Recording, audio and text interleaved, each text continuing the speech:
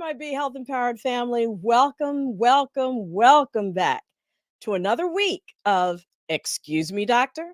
My name is Dr. Melissa Clark. Please call me Dr. Mel. I am delighted to be back here with you this week doing what we do each and every week, and that's making sure that you have the right information to make wise decisions about your health, and not just your health, but the health of your family, your loved ones, and even your community. So thank you for tuning in to Excuse Me, Doctor on any of the platforms that you're checking us out on. We love you for it. And if you please go ahead and hit that red subscribe button if you're checking us out on YouTube, or the like button if you're checking us out on Facebook. We really, really appreciate that. And so, we are going to get into it with making this an incredible week filled with all the health and wellness tips that you would ever want. So I have to do that with my crew, and that includes Mr. Wayne Bruce and Miss Lila Mays. Come on in, y'all. Hey, hey. Hey, how y'all doing? I thought we fired that intern last week. Man, this intern keep cutting off my mic. I need to say something, Dr. Mel. Like, we need a new intern. I thought we got rid of them. Get it off your chest. Go ahead. I mean, Complain I got about on the pink. intern. I can't do too much getting it on my chest because I'm here for the cause. All right. How Well, y'all doing? we're glad you're here for the cause. We're glad we can hear you. We're glad because y'all are bringing the word from the streets. So we got to be able to hear you. We up in these streets. We are. We are. Yeah. So what are we talking about today? Well, listen, last week we were talking in the recap about how it's October and it's Breast Cancer Awareness Month. And today's show is devoted to being health empowered when it comes to managing breast cancer. All right. Yeah. And, just from last week, I had no idea about the fact that cutting out alcohol and eating a plant-based diet could cut your risk for breast cancer. How y'all coming with that? Y'all.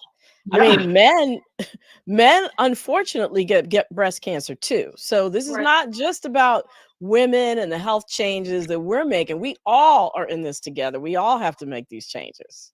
Indeed. So y'all stay tuned. Yeah, because we're going to hear from an amazing physician who has dedicated her career to empowering Black women in diagnosis and treatment of breast cancer.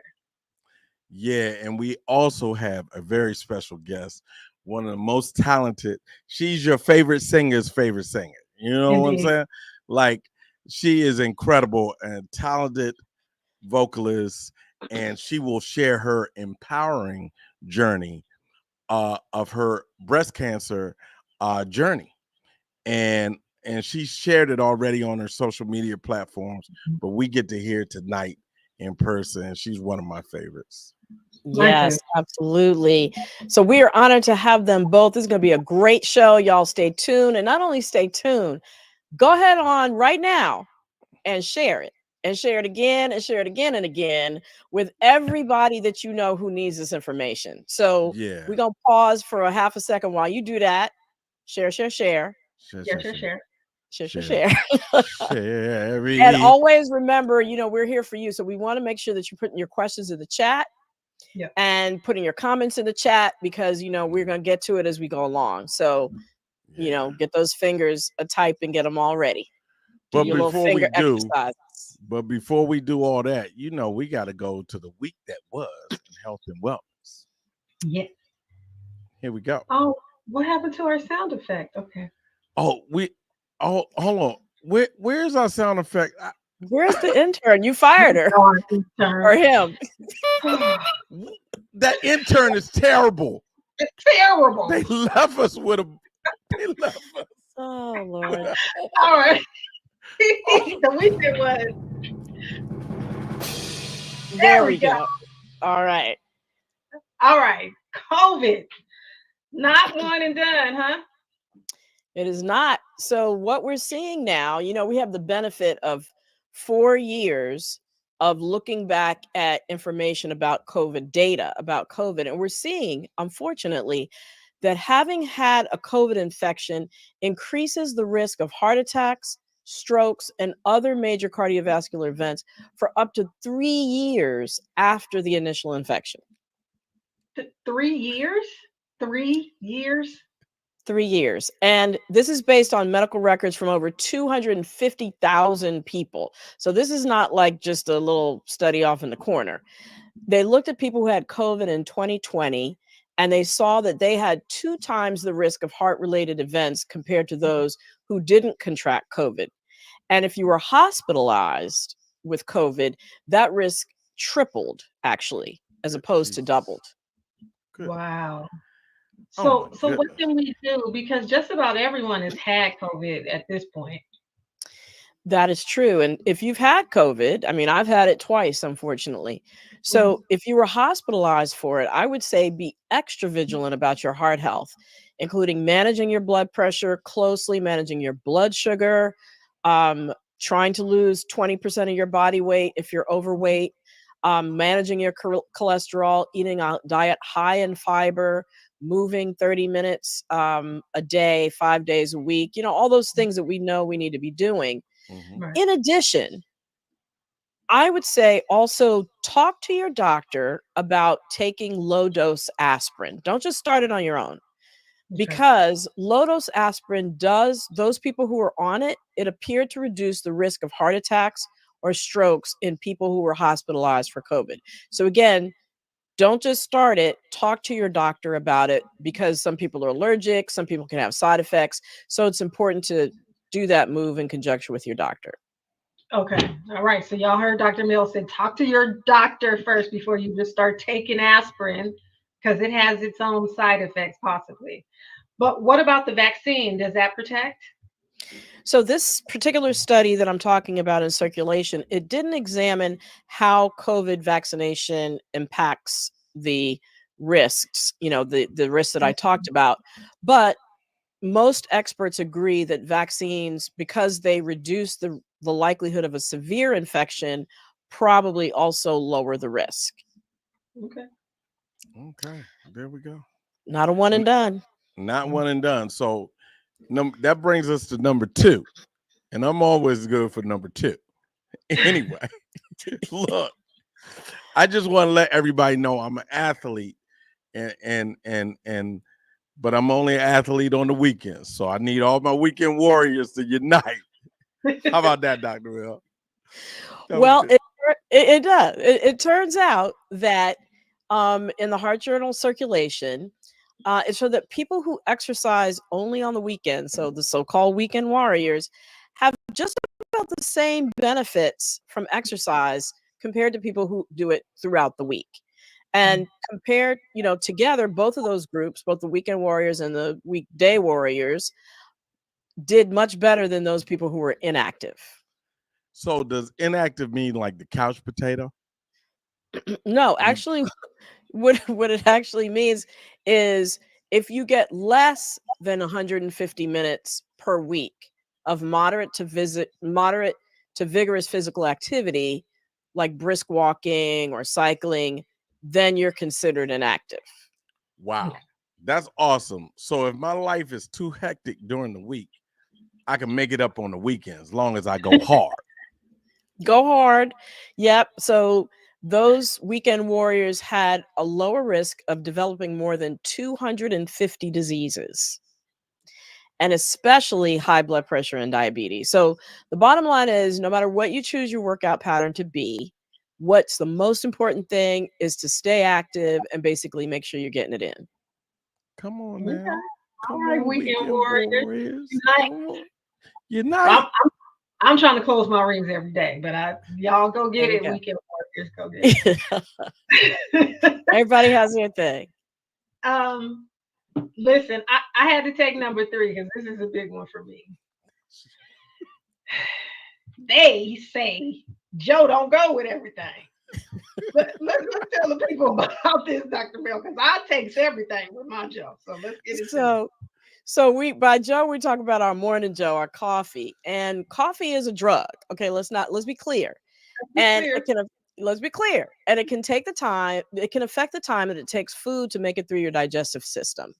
and therefore it can change how fast some of the medications that you might be taking are absorbed if you're taking it with your coffee. Okay. So, Dr. Mel, Yes. maybe I shouldn't be chasing my coffee with my medication. Is that what you're trying to tell me?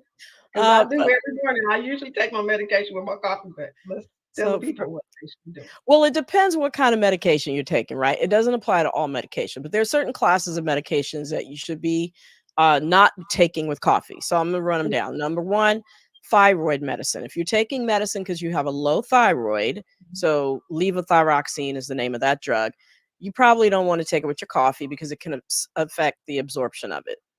Okay. The next class are Alzheimer's medicines. So I'm going to say the names: donazepam, ribostigmine, galantamine. Okay. Those should not be taken with coffee because the caffeine in the coffee tightens up the so those medicines work by getting into your brain, and there's a barrier between the bloodstream and your brain called the blood-brain barrier, and it can cause those blood vessels to constrict, which is what caffeine does, and therefore it can lower how much of that medicine gets to where it's supposed to get. Okay.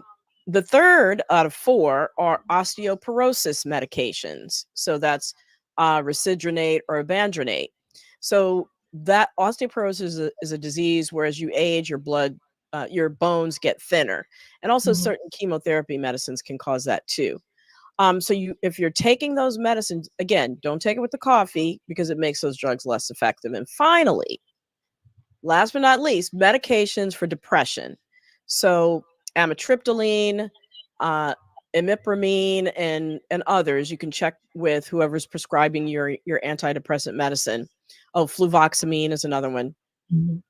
If you're drinking large amounts of coffee, that can Okay. reduce the amount that the medicine is absorbed by your body. So the four things: thyroid, Alzheimer's, osteoporosis medicines, and antidepressants.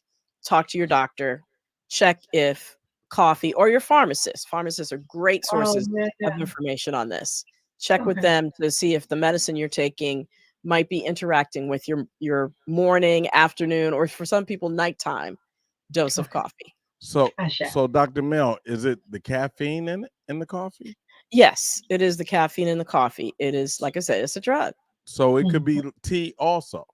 Like I That chase is true, although this. tea has a little less caffeine, Well, yeah. probably green tea is an exception, but, Mhm. yes, I would also be careful with tea as well, caffeinated So tea. and yeah, if you are taking care, if you're a caretaker for Alzheimer's patient, to Yes, do that because it's not like it's like real. they would They key in would, on that, yeah, exactly. because Yeah. it's not like the patient is going to remember not to do that. Right, great point, great point. Hmm. Yeah. Absolutely. That's Well, what I'm thank here you for. all. Yeah, that is, and you did what you came to do. I appreciate that. So thank you all. We're gonna see you back in a little bit, and we're gonna go into our show for tonight, which is a super important topic in recognition of October, which is Breast Cancer Awareness Month. So we know that in the United States, a woman's lifetime risk of breast cancer is actually 1 in 8. And for women under 60, unfortunately, it's one of the more deadly cancers, actually, the most deadly cancer. Black women, we know, have a 31% mortality rate or rate of dying from breast cancer. It's the highest of any US racial or ethnic group. And even though deaths from breast cancer are going down overall, we still have to keep an eye on it because there's been a rise in the incidence of breast cancer in African American women. So today, we're going to speak to those women. This show is especially for those women who've had a breast cancer diagnosis, or just anybody in the age group who might be susceptible to getting breast cancer. And that also includes men as well. So, what do you do? Where do you go? What should you know when it comes to a breast cancer diagnosis? We have two incredible guests. Our first guest is she's a board certified general surgeon specializing in breast cancer surgery. She's ranked as one of the top doctors in the Washington, D.C. area, and she's a powerhouse when it comes to helping Black women getting screened for breast cancer and knowing their treatment options for breast cancer. So, welcome, Dr. Hampton. Thank you so much for joining us. And our next guest is our second guest is vocalist Cy Smith, often called the hardest working woman in underground soul. She is a dynamic singer, songwriter, actress, producer, and she has an incredible vocal range that she's used to sing with so many of our favorite artists, from Whitney Houston to Shaka Khan to Usher, and for jazz fans, which is where I saw her, trumpeter Chris Botti. So welcome, Cy Smith. Thanks so much for joining us. Thank you so much for having me. I really appreciate being here. Absolutely. So we're going to start with you, Dr. Hampton. What is breast cancer and how does it develop in the body? So, breast cancer or cancer cells in general are cells that have just gone awry. They have taken a different path from our normal cells. You know, our cells every day take hits, they get damaged, and our normal cells can repair themselves, whereas cancer cells cannot. And so, one of the things that we're still trying to figure out is what makes those cells kind of turn that wrong corner, and that's something that we're still trying to discover. So what's the difference between, we hear the terms benign and malignant. What's the difference between those? So when we say benign, we essentially mean something that's non-cancerous. So there are a lot of benign, non-cancerous lumps. A tumor is essentially just a lump or a mass of cells that can occur in the breast tissue. And then malignant means anything that is cancer. So whether that's an invasive cancer, there's some other cancers, something called a phylloides tumor. So all those we lump under the heading of malignant. Got it. So important to sort of set the table and understand the terms because I'm going to ask you, Cy, tell us, how did you find out that you had breast cancer? Oh, my discovery of this was through a routine mammogram that I had back in April. I got a notice on my app, my healthcare app, saying, "Hey, it's time to go get your mammogram." So I called, scheduled the mammogram, went in, and it was sort of it was a little bit convoluted the way it happened. The radiologist, God bless her heart, she's human. So she sort of had a reaction to something she saw on the screen, and I caught it, and it was a fleeting moment, but I saw it. Mhm. And she said to me, I was like, "Is everything okay?" And she was just like, "Oh no, everything's fine. We just gotta, blah, blah, blah, blah," but I think radiologists aren't really allowed to like give you the diagnosis. It has to come from your doctor. So even Mhm. though I saw that reaction and I felt like a kick in my gut, like, "Oh my God, I think I have Yeah. breast cancer," I didn't Yeah. actually get the confirmation from my doctor until 2 months later. And that was because 2 of, months? yes, because they called me in to get another mammogram. And as you said earlier, I'm the hardest working woman in the show business. So I was on tour and Yeah. and it took a month to get scheduled for a biopsy. And it wasn't until after the biopsy that I got my actual, diagnosis from the doctor. So the Mm. mammogram was in April. The biopsy, the second mammogram was the end of April. The biopsy was at the end of May. The diagnosis came June 5th. Wow. So we're talking about very recent. And just to underscore it for everybody, we're talking about 2024 this year.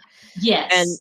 yes, and I think it underscores too. I mean, we're out here living our lives, right? It's inconvenient, right, to get this kind of diagnosis, and it's hard sometimes to make sure that you know, we have the time and have the space to follow up on the mammogram or follow up on the ultrasound, et cetera. So I'm glad that you did and you were able to.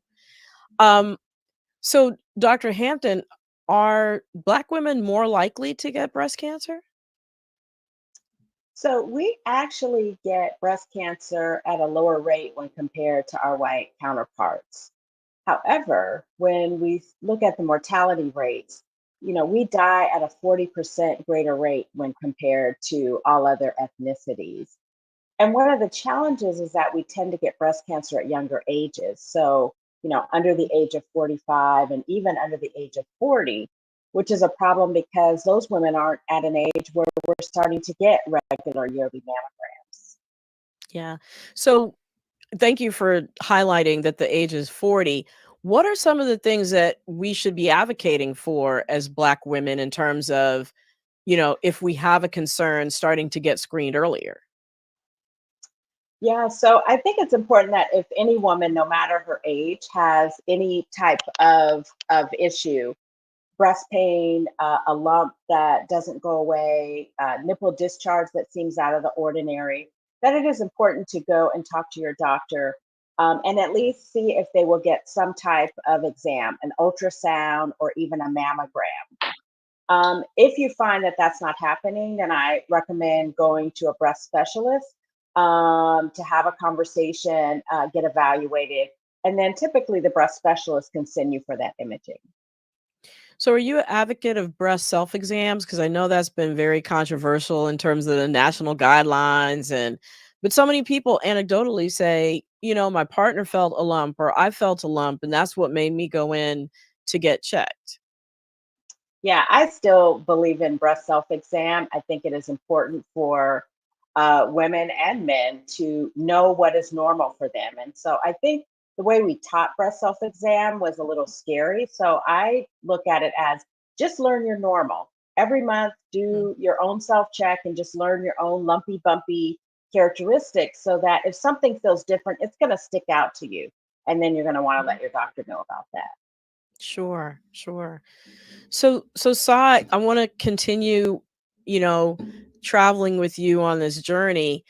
After you heard the diagnosis, was it a smooth journey, or would you say that there have been bumps around along the way? It sounds like even getting diagnosed, there were a couple of bumps in there, but how would you characterize how your treatment has been and, how the communication has been with the doctors and the specialists? I would say that my journey was very much likened to my journey and work as an entertainer. We have a saying in entertainment when we're on a set, for instance, hurry up and wait, where it's Mm, like you get on set and they got to get you right to makeup, they got to get you right to this, but then you just sit around and wait all day until it's time for your camera shot. That's how it mhm, felt with this breast cancer journey for me.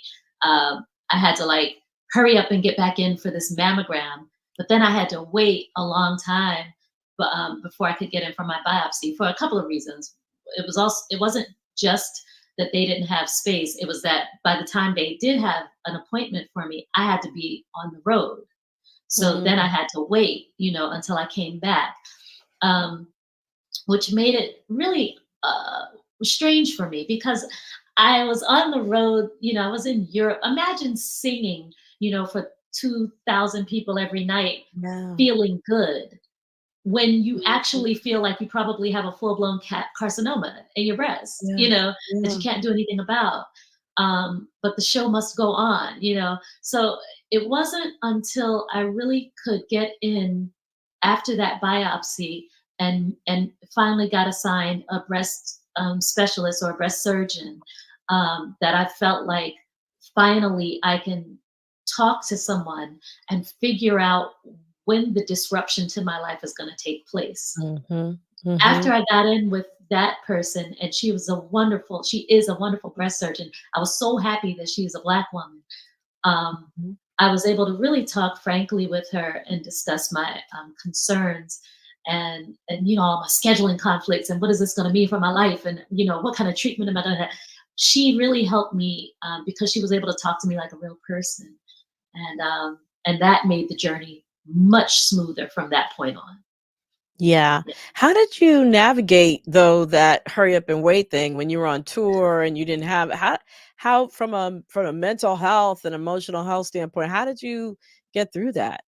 It was really it wasn't difficult in the moment. What I am finding is that I didn't process what was going on, and I am just now beginning to process. Mm, So it was like I was just working and just I had to just keep going, keep going, keep yeah. going. Yeah. It wasn't until after my surgery and after my recovery, which is really like right now as we're Mhm. talking, that I realized I didn't process what was happening because I never really had time to process it. So I'm sort Mhm. of retroactively processing what happened to me, you know. Right, right. Um, I had a therapist assigned to me once I got my breast specialist, which was perfect. But Mhm. I only had time. I only had like 2 weeks, between the time that I got my surgery date and my surgery. I only had 2 weeks, um, so I only had like two times to meet with her. So Mhm. I plan to like just get back with her so that I can start really breaking down what I went through and discussing it in a way that is productive, because I think what the way I went through my journey, I didn't have time to do it. I didn't have time to Sure. process it. I was just living. I was just going Sure. like that bunny rabbit, just keep Right. going, going. Right. And I think, that's one of the ways that we sort of protect ourselves and take in information and process it at the speed that we can, especially with something so life altering. Um, and I'm going to go back to Dr. Hampton because I want to kind of walk through, what are the stages of being diagnosed. And we emphasize sort of what the mortality and the experiences of Black women because there's a disparity. But I want everybody to be clear. This is for everybody, especially, the advocacy part and understanding the various parts of the journey. So the next question, Dr. Hampton, is for you. What happens after a lump or abnormality is found in screening? Can you kind of walk through those steps for me? Because I know that Sai has been through them, and I want everybody to understand sort of what she went through from the uh, sequential standpoint. Hmm. Yeah, so typically a woman goes in, gets her mammogram. If she doesn't have symptoms, it's what's known as a screening mammogram. If she already, feels something, then we're going to do a diagnostic mammogram. Depending on the result of that, then we may send the patient to get an ultrasound, which is just going to look at the breast a little bit differently. If the radiologist feels like it's something suspicious, then they're going to proceed with doing a biopsy. The good thing is the way we do the biopsies now, they can be done right in the office setting, right at the radiology center or in a surgeon's office. It really only takes about 15 to 20 minutes to do the procedure, which is done with local anesthesia. And we can get the results back within 24 to 48 hours. So when you do that, I know you mentioned that you were assigned a breast cancer specialist. If no one sort of assigns you that, how do you know what are the best hospitals or the best doctors to go to in general? What's the process for figuring that out? Yeah, it can be a little complicated depending on where the diagnosis is made. They may have what are called nurse navigators that can really help walk the patient through the process of finding the right doctor. I think it's important to, talk to friends and family and get, personal recommendations. You can go to websites. There's the Society of Breast Surgeons. There's the Society of Clinical Oncologists, the Society of Radiation Oncologists, where you can look there and try to find someone in your area. And what I tell patients is, go meet with someone, and see how you feel. If it just doesn't feel like a good fit, then go ahead and get a second opinion. Sometimes you just need to hear things in a different way, or maybe it's just not a good vibe with that particular doctor or provider. And I think it's okay to take that time and get a second opinion. Absolutely. And it sounds like Sai, you did end up with someone who you can have great conversations with. And so I'm wondering, in all the process with the various specialists and your primary care doctor, were you, uh, we know that there are different kinds of cancer. So were you told what kind of cancer you have and why that makes a difference in the treatment that you ultimately received? Yes. So the funny thing is, when I did that second mammogram, um, the app for my healthcare system automatically populates with whatever information they get, So I actually saw the diagnosis in the app before my primary care physician called me to tell me. And that was a trip, because here I am reading, ductal carcinoma in situ, necrosis, blah, blah, blah. Well, what does all this mean? Do I have cancer? Yeah. Like, did somebody tell me? It was Yeah. really frustrating. And then when my PCP finally did call me, I already knew. He called maybe the evening after it populated in my app. I don't think the doctors necessarily know how quickly your apps populate. I but think you're right. but it's scary. It's a scary thing to Yeah. read these diagnoses without your physician talking you through them. So he called and I missed the call. So we didn't actually talk until 2 days after the app populated. Mm. And then, but when I did finally, and when he called, he just told me in a very sort of direct way. And there was, and he was like, I'm going to refer you to da da da da da, and it was all just sort of formal. Mhm. It wasn't until I actually met with my breast specialist that I really understood and was told in terms that I could understand what was happening. Yeah. What DCIS means. And she drew it out on a piece of paper, and and we really, it made sense. It was so much better than reading words on the app. Like Yeah. necrosis is a scary thing to see, because then you're like, is Yeah. something dead on my body? What does that mean? Yeah. Yeah. Um, so yeah, I was really happy to finally speak with somebody who could talk to me like a human and Sure. explain to Yeah, I me can what, you know, just comment. uh, I think on the physician end, it's hard for us because sometimes the patients do get the results before we've even had a chance to open it. It automatically sends it to the Mhm. patient. And, we want to be able to explain it because it's a lot of goop that you see on these of words that you don't know what they mean. And then you're anxious and you're waiting, for your appointment or for this phone call. It'd or be you're great for us on to find a better WebMD way. looking stuff up. Yeah. Dr. Google. Dr. But Google.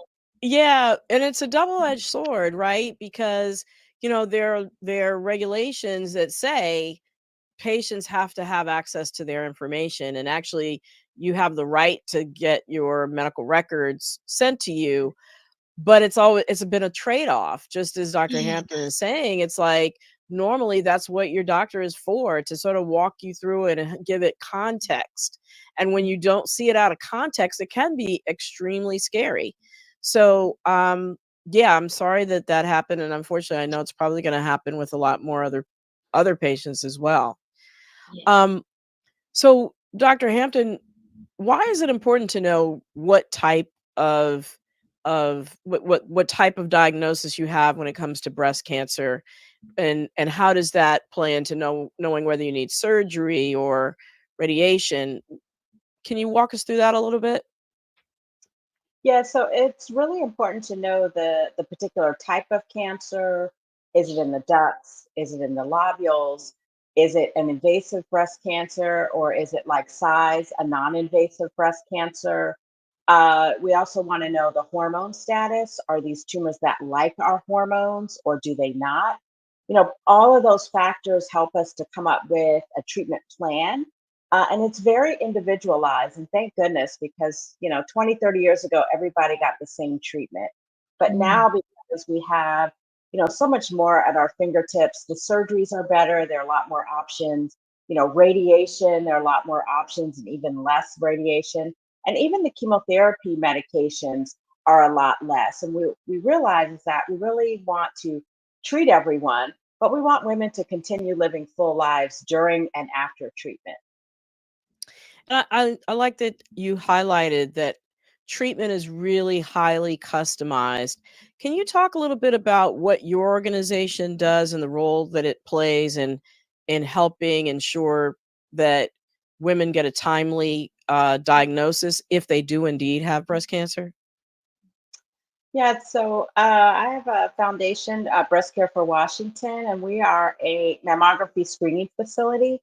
located in Ward 8 of Washington, D.C. And our whole goal is really to provide access to top of the line screening, which is a 3D mammogram, and any other imaging and doing biopsies. That's just our small part to try and help to, curtail the disparities that we see, especially, in Ward 8 in Washington, D.C., which has one of the higher mortality rates actually in the country. And the lowest amount of resources. Fewer grocery stores that have fresh produce, harder to get transportation to your doctor's office, not a lot of jobs in that area. So, yeah, we really applaud the fact that you're extending access to people who might find it difficult to access care. Um, so I'm going to switch gears a little bit. And, you have a hectic lifestyle. Sai, what are some of the changes, if any? And I know you're still kind of going through this and sort of reflecting on it, but what are some of the lifestyle changes, if any, that you have made or you're thinking about making in light of your diagnosis? Here's the thing, doctor. I was pretty healthy. I had a pretty healthy lifestyle to begin with. Mhm. I run 3 miles every day, or between Wow. 3 and 4 miles a day. I'm not vegan, but I'm vegetarian. I might eat some fish sometimes. I don't drink. I don't smoke. So I was already pretty healthy. If anything, the couple of weeks before, no, I think the day of my surgery, I had to stop drinking coffee, and that lasted for like 2 weeks, and that was so hard for me. So your Yeah. segment on Joe earlier, Joe don't go with everything, that made me laugh because I definitely had a moment. Uh-huh. um, but so, and even before the surgery, I was on a running streak. I was up to 341 days of running in a row, Wow. um, Wow. up into and including the day of my surgery. I ran. That's something that I do not just for the physical fitness of it, but running is a meditation for me. Um, Mm. Mhm. so I was definitely afraid, when the surgery happened and stuff, because I was like, oh my god, I gotta stop running. Like, that's such a big part of my mental health Yeah. life, right? Yeah. uh, Yeah. and so I talked to the doctor about it, and she was like, you're going to need some time to recover, but you'll probably be able to run sooner than you think. When I came home from surgery, I couldn't run, obviously. I still had drains and all that kind of stuff. But I did some indoor walking routines, and that helped me kind of keep my regimen going. Um, and then probably 12 days after I got my drains removed, which was like Mhm. 10 days after the surgery, I think I started running again like 12 days after I got out of the hospital. Um, Wow, look at you. yeah, and that's been a big part of my recovery. Sure. Something else that I did very intentionally before the surgeries, was I wanted to make sure that joy was not so far in my rear view that I had to reach far to get it. So I did Mhm. things to just be happy. I went dancing. I went, my Wow. husband and I had a vacation planned. We went to Greece. Um, Okay. I went to hear music. I went to the park. I went to botanical gardens. Like, I just did things to make myself feel happy in the couple of weeks leading up to my surgery. And I call it pre-covery, Mhm. I um, love that. I do because I too. wanted to be sure that after my surgery, I wasn't so down in the dumps that I didn't remember what joy felt like. Mhm. Oh, that is such beautiful I mean, Love it. that is just a beautiful testimony, right? Thank you. And, you know, just approaching life like that in general, but especially in light of the fact that you knew you were about to undergo surgery, I think is just even more powerful. And, I'm struck by the fact that you said that you were in great health. I have a close friend who had a very similar story to you. Great shape, ran every day, did exercises.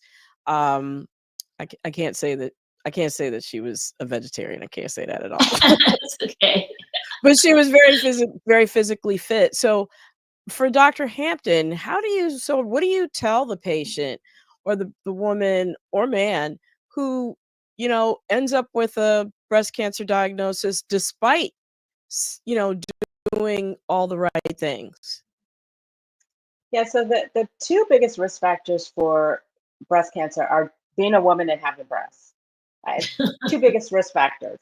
Um, uh, so I think it's again just being aware, not only aware that you're a woman and have breasts, but being self-aware, checking yourself out, making sure that we get on the right schedule and getting our mammograms in a timely manner. And it's tough because we're all busy.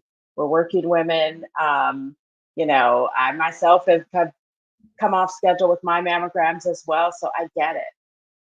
Yeah, definitely. And I think, there are even though those lifestyle factors are important, there are also genetic predispositions, there are also environmental exposures. So, there's only but so much we can do sometimes. And I think you have set yourself up for a very smooth recovery and hopefully never having a recurrence. So I think your story is incredibly inspirational. So thank you for sharing it. And I can't believe that it's that time. I know that there are probably some comments, questions in the chat. Lila and Wayne, what are y'all seeing out there in the internet's land? In cyberspace. Well, Yeah. oh, that's sorry.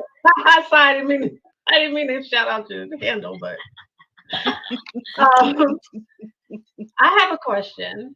This is a Lila question.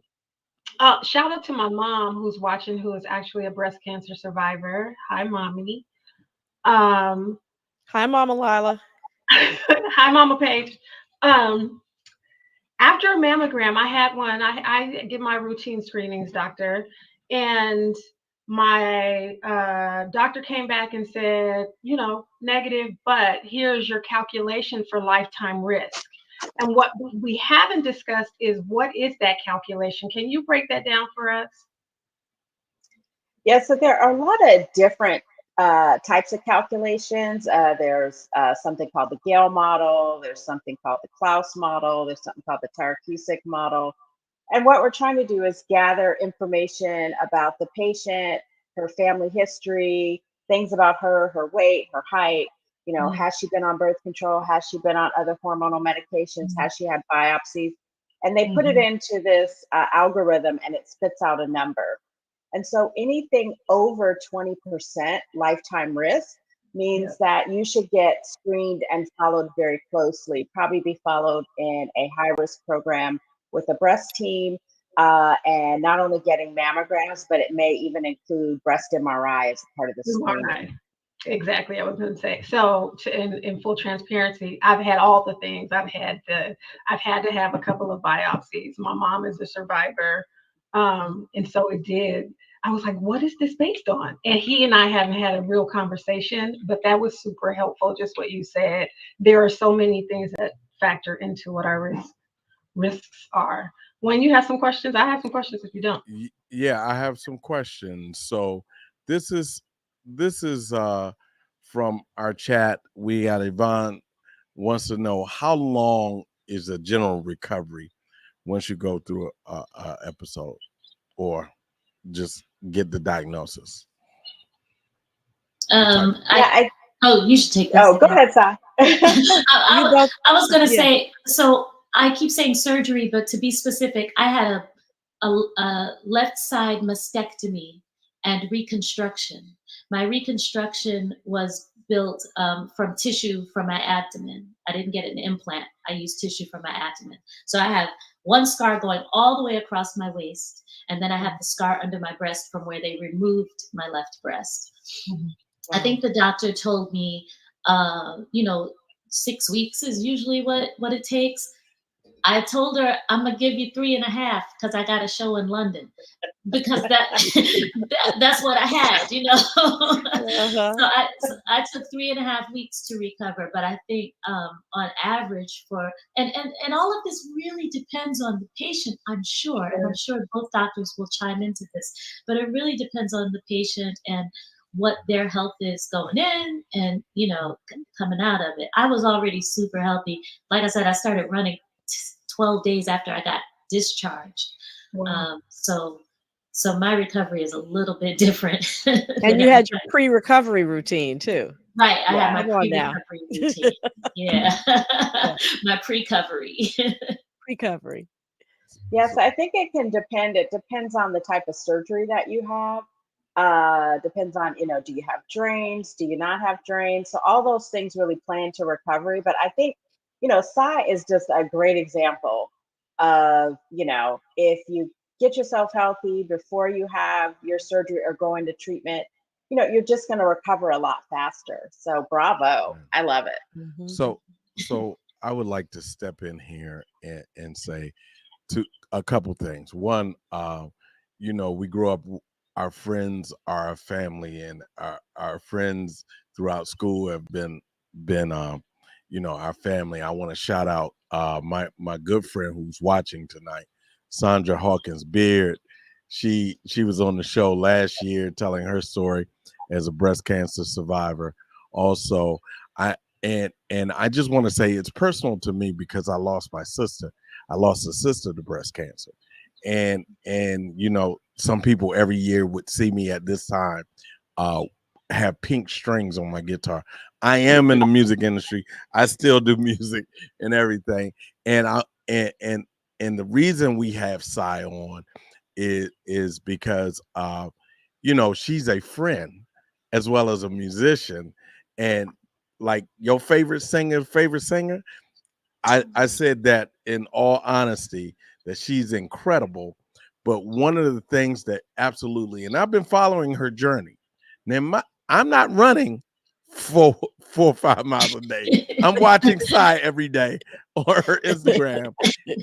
And one of the things where she said, it was either on one of the social media platforms, she actually showed a picture, and I thought that was so brave of her surgery and her scars from that.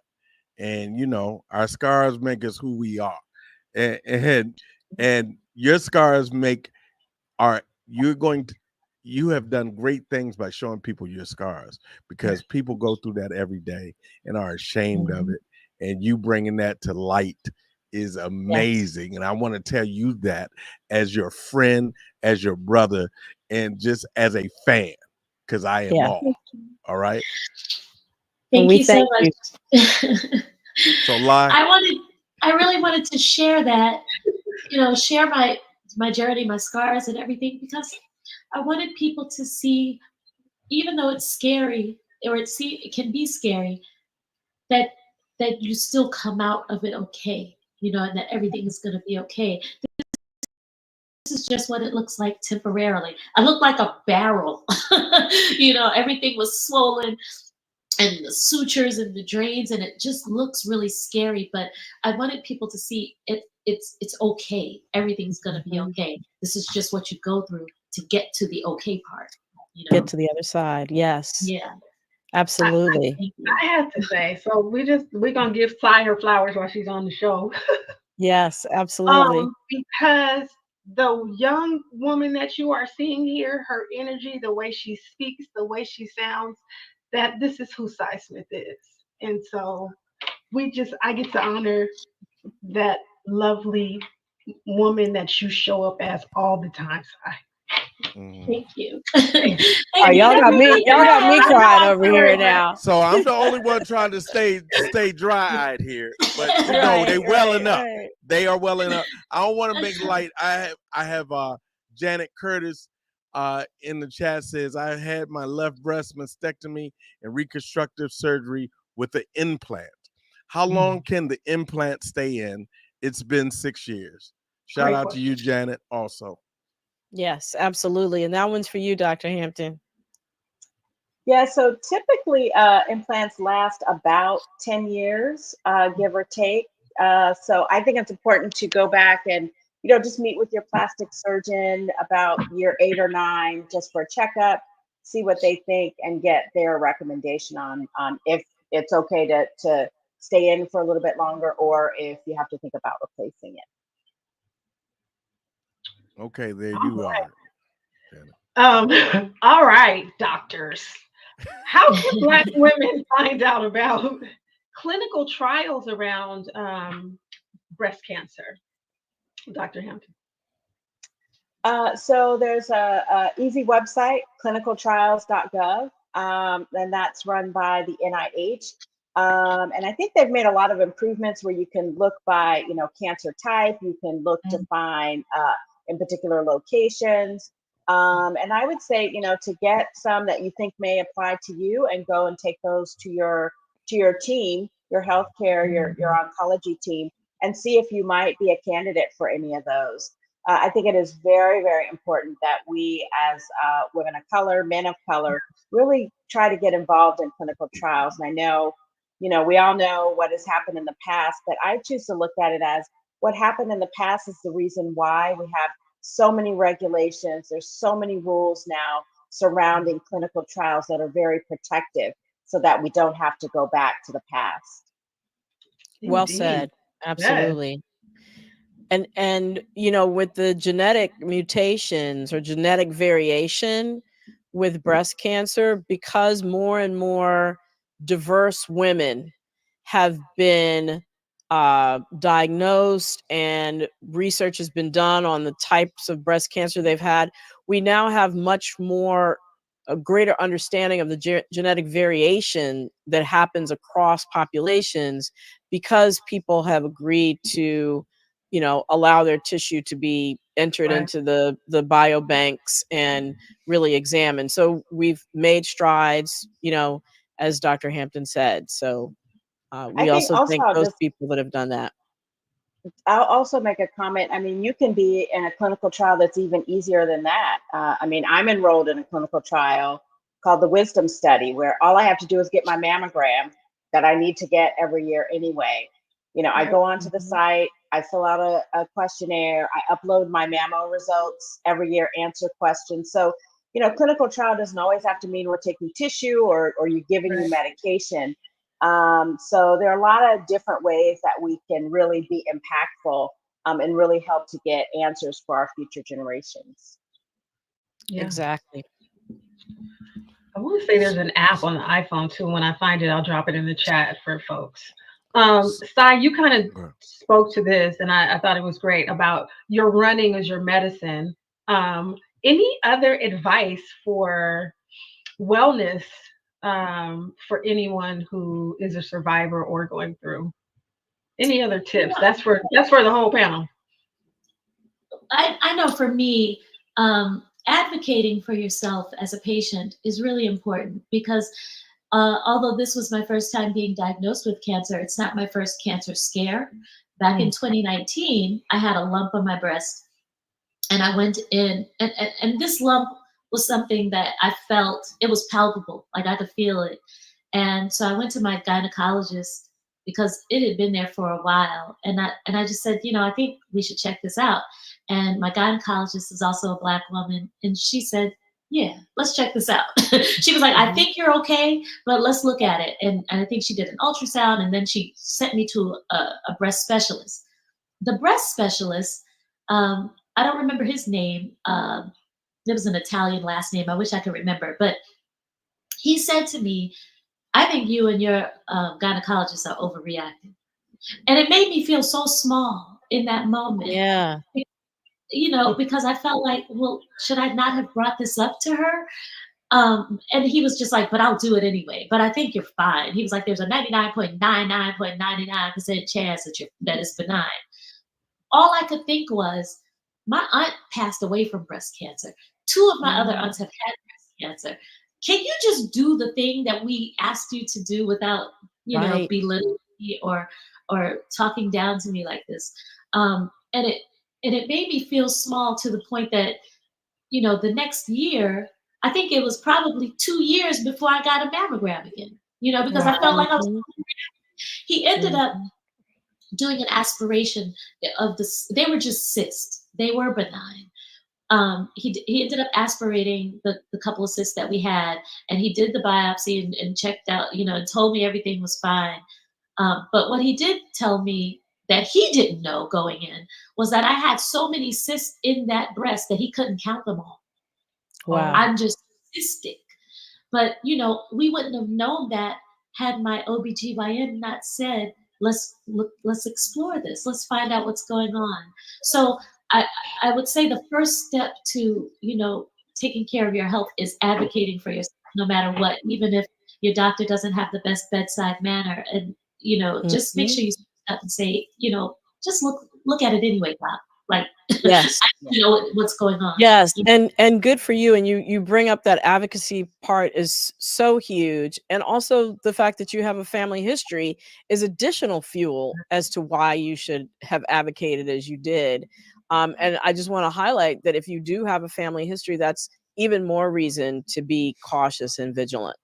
Mhm. So, Dr. Hampton, Yeah, anything you want to add? just make a comment. It's okay to fire a doctor. If you find that that doctor is not listening to you, it's okay to go and get a second opinion or get services from someone else. I think, as women, we follow prices in the grocery store. We're looking for that good pair of shoes. But when it comes to our health and our bodies, we really should be that discriminating, and really that selective, because we've got one life to live. And so we want to be around providers who really care about that life as much as we do. Well said. In my book, Excuse Me, Doctor, I've got what? I have a whole chapter on choosing your healthcare team, and I have a whole list of questions that you can use to interview your doctor. Because sometimes it might not be as obvious as the man making the doctor making the offhand remark like that. So kudos to you, and thank you, Dr. Hampton, for underscoring that point. We And have I think time for one I last. think you have the final word. Go ahead, Si, quickly. I just want to make one more point to your health. When it comes time for you to get some kind of treatment or whatever, and your village starts to step up and step in to help you, let them help you. Mm, That mm, was a hard one for me to work through also, because I'm so used to just doing everything by myself. And my husband, stepped in, and he was a rock for me. But then the whole village started stepping in when I went public with what I was going through. And once I allowed everybody to just help me, I'm so glad that I did, because it wasn't just about me. It was about my husband too, and helping our household, and helping, my family deal with it as well. So let your village help you when they offer Yep. to.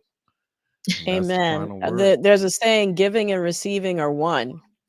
And when you allow people to give to you, that enriches them, right? So who are you to take that chance away from them? Right. So thank you for sharing that. That was beautiful. That's the final word. Dr. Mel. All right. Well, thank you all. Thank you, Wayne and Lila, as always, bringing the incredible questions from the chat and the comments. Dr. Hampton, always just a fountain of knowledge. Thank you so much for all you do. Sai, honored and truly grateful that you shared your journey. Continued blessings on the way, for good health and joy and wellness.